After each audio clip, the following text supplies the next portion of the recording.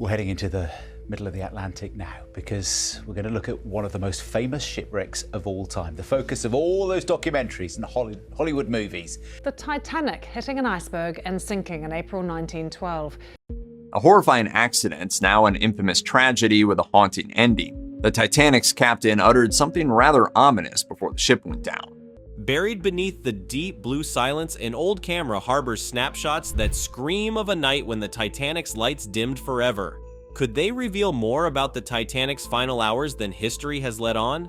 Join us as we uncover the silent ghosts of the Titanic, each photo a chilling piece of a story that still haunts the world. Ghosts lurking in Titanic's wake. These strange, deep-sea images offer a haunting visual recount of the Titanic's journey, a narrative known globally yet understood differently through these silent testimonials.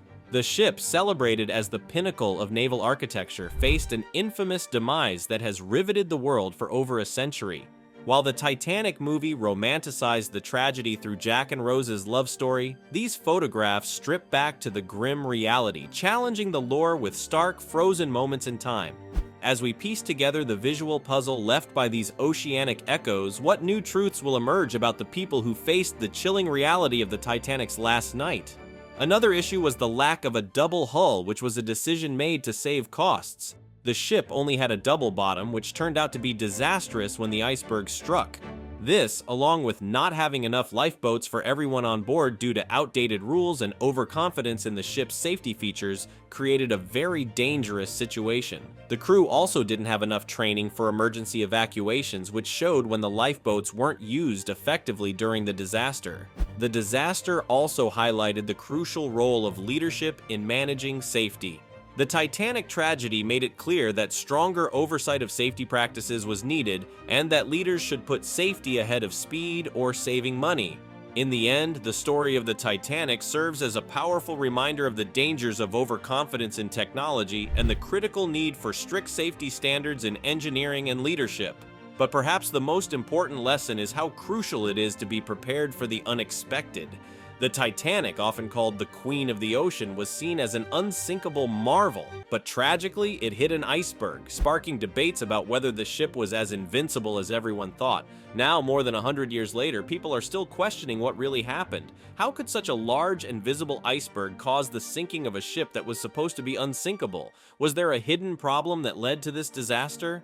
Old photos from that time give us a glimpse into the grim experiences of the passengers, making us even more curious about what really happened. The Titanic, along with its sister ship, the RMS Olympic, was built at the Harland and Wolff shipyard in Belfast, a massive place the size of 4 city blocks. Thomas Andrews, the chief designer, was in charge of building the Titanic. The project ended up costing more than expected, leading to talks about cutting expenses. But even with financial pressures, there were areas where cutting costs was considered too risky, like the quality of the steel or the number of lifeboats. However, it was later discovered that the Titanic had fewer lifeboats than it should have, given the number of passengers. This raises the question, did budget cuts lead to poor safety measures, contributing to the disaster? J. Bruce Ismay, the managing director in charge of both the Titanic and the Olympic, faced many challenges, including labor strikes and rising costs. Some evidence suggests that he may have prioritized budget over safety, possibly making the ship more vulnerable. This idea gained traction when the Olympic, which was built in the same way, collided with another ship, causing significant damage and exposing structural weaknesses. This incident makes us wonder if both ships shared dangerous flaws hidden beneath their grand appearances. But these are just some of the questions we still ask today. Could things have been different? The Titanic's tragic sinking was more complicated than just hitting an iceberg. Before the ship even set sail, there was a fire in one of its coal bunkers. This fire might have weakened the ship's steel hull, making the damage from the iceberg even worse. The fire started before the Titanic left Belfast and kept burning as the ship sailed. Despite this serious issue, the ship continued its journey, likely because delaying the trip would have caused financial and reputational problems. As we turn the page, let's dive deeper into the changes in maritime safety that followed, transforming tragedy into lasting lessons. The Titanic's catastrophic collision. As the Titanic made its way across the ocean, it narrowly avoided several potential collisions, like the close call with the SS New York when leaving Southampton. For the most part, the journey was smooth until the ship entered waters filled with icebergs. Even though the crew received multiple warnings about the icebergs, the Titanic eventually collided with one. The impact wasn't a head-on crash, but a sideswipe that still caused a large tear along the ship's hull. After the iceberg hit, the lifeboats were launched, but not efficiently. Many weren't filled to capacity, making the disaster even worse. The Titanic only had 20 lifeboats, far too few for the number of passengers on board. This shortage was due to choices made to save on costs and maintain the ship's appearance. All these factors, weaknesses in the ship's structure from the fire, too few lifeboats, and the iceberg, came together to cause one of the most famous maritime disasters ever. But what happened next made it even more tragic. The exploration started on April 10, 1912, with grand promises of luxury. On the outside, the ship was the height of elegance, with first-class tickets costing what would be around $61,000 today. This price included 3 bedrooms, 2 wardrobes, a bath, and a drawing room, along with fine dining and entertainment, all meant to showcase the ship as the ultimate in luxury travel. But underneath this glamorous surface, trouble was already brewing. A fire had broken out in a coal bunker next to a watertight compartment. The intense heat likely weakened the steel, making the ship more fragile.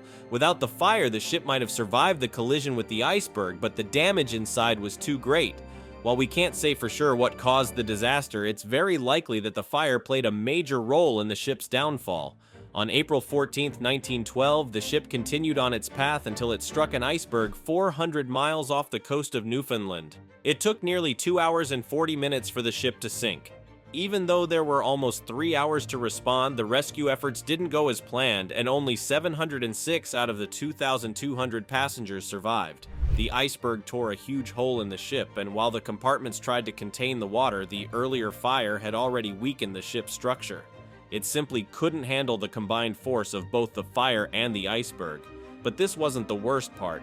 The ship was also lacking lifeboats. At the time, there were no strict rules about how many lifeboats were needed, but there should have been more. The lack of lifeboats added to the tragedy, as more lives could have been saved.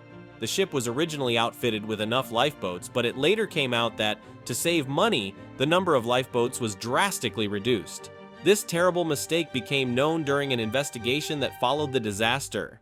It was also revealed that there had been a fire on board, and several firefighters had left the ship while it was still on fire as it started its voyage. Judge John Charles Bigham, also known as Lord Mersey, led the British investigation into the Titanic's sinking. The inquiry took place in London between May and July 1912, where it looked closely at what led to the disaster. After hearing from many witnesses and exploring different aspects of the tragedy, the final report mainly blamed the sinking on the ship's high speed in icy waters, downplaying other possible causes like structural issues due to a fire on board. The idea that a coal fire on board the Titanic contributed to its sinking has gained attention in recent years, especially after a 2017 documentary called Titanic: The New Evidence. This theory suggests that a fire in the ship's coal bunker, which started about 10 days before the Titanic left Southampton and continued burning during the voyage, may have weakened the ship's steel structure. This weakening could have made the ship more vulnerable to the damage caused by hitting the iceberg. Journalist Sinan Maloney, who led this investigation, found old photographs showing a large dark mark along the Titanic's hull. Experts from Imperial College London think this mark might be from the fire, indicating potential damage that weakened the ship. The theory is that this weakness made the impact with the iceberg even more devastating, possibly speeding up the sinking. But not all experts agree on how much the fire mattered. While Maloney and some others believe the fire was a crucial factor, others think the Titanic would have sunk because of the iceberg alone. These experts, including historians and engineers, argue that the fire might have been a factor, but it wasn't the main reason for the disaster. The official inquiry at the time of the sinking did acknowledge the fire, but didn't think it played a major role in the disaster.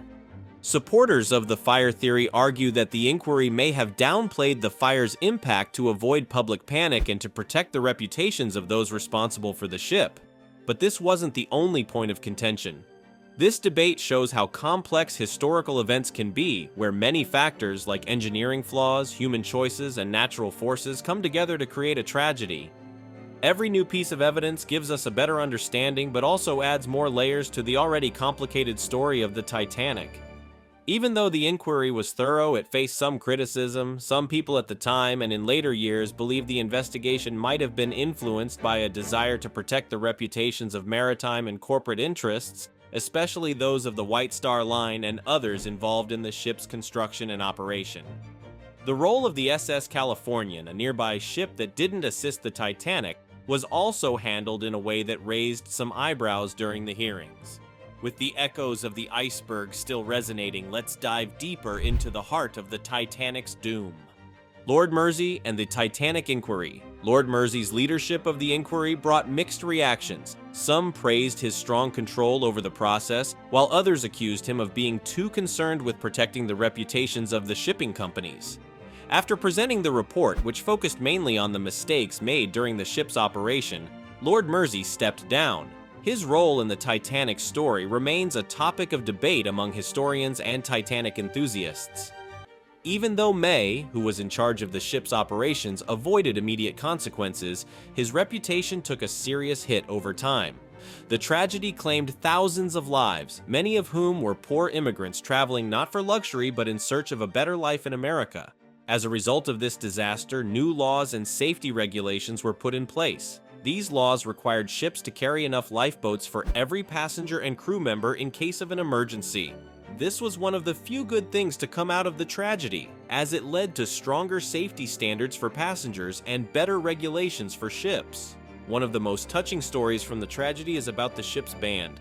Known for their bravery, the band kept playing calming music to soothe the frightened passengers until the ship finally went down. A photograph from that moment shows the band playing, unaware that these were their last songs, led by Wallace Hartley. The 8-member band's courageous act of playing music until the end is still remembered and honored today. But this wasn't the only moment of bravery on that fateful night.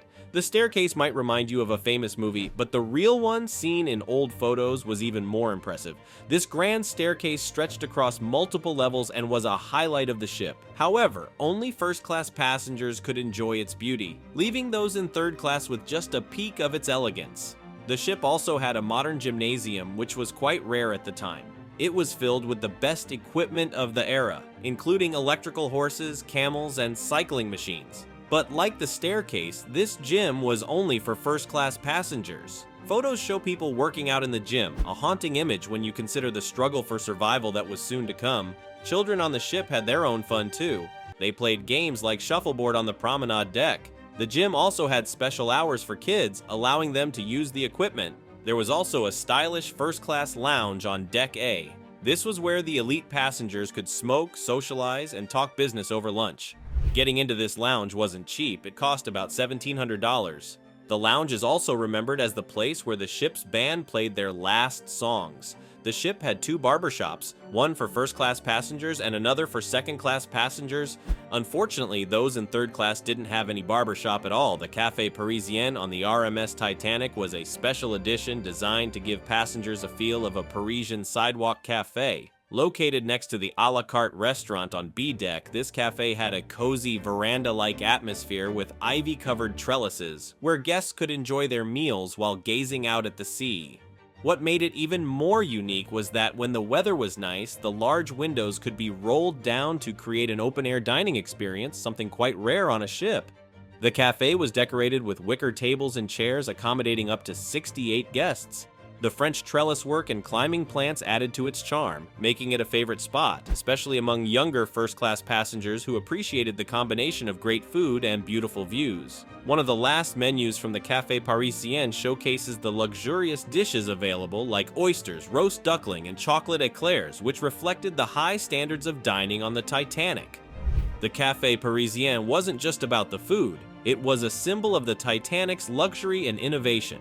It offered a unique blend of style and comfort, leaving a lasting impression on those who had the chance to experience it. But that wasn't the only thing that made the Titanic remarkable. The ship was full of such lavish features that set it apart from other liners of its time. Yet this wasn't the most heartbreaking part of the ship's story. The true tragedy was still to come, and it would affect everyone on board no matter where they spent their time or how much they paid for their ticket. The Titanic was designed to be the pinnacle of luxury for its time, especially for its first-class passengers. Everything about the ship aimed to provide the highest level of comfort and extravagance. The staterooms were particularly impressive, with detailed carvings and fine woodwork from top suppliers creating a rich and carefully crafted environment. There were also several luxurious communal areas on the Titanic. One such space was the reading and writing room on A deck. This room, with its Georgian-style decorations and tall windows, was a peaceful retreat for first-class women, offering a quiet spot for reading or writing letters.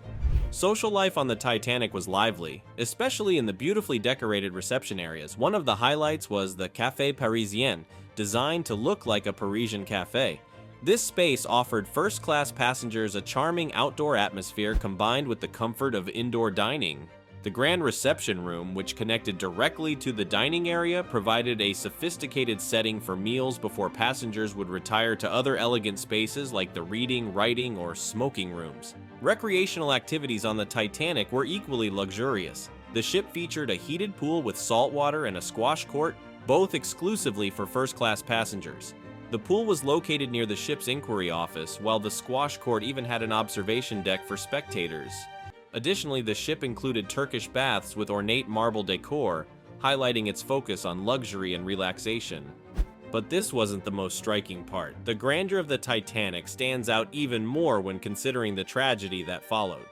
The ship's lavish design and facilities continue to capture the interest of historians and the public, serving as a lasting symbol of early 20th century maritime luxury. What do you think really caused the Titanic's disaster? Was it just the iceberg, or did human error play a bigger role? Let us know your thoughts in the comments. Don't forget to like and subscribe for more.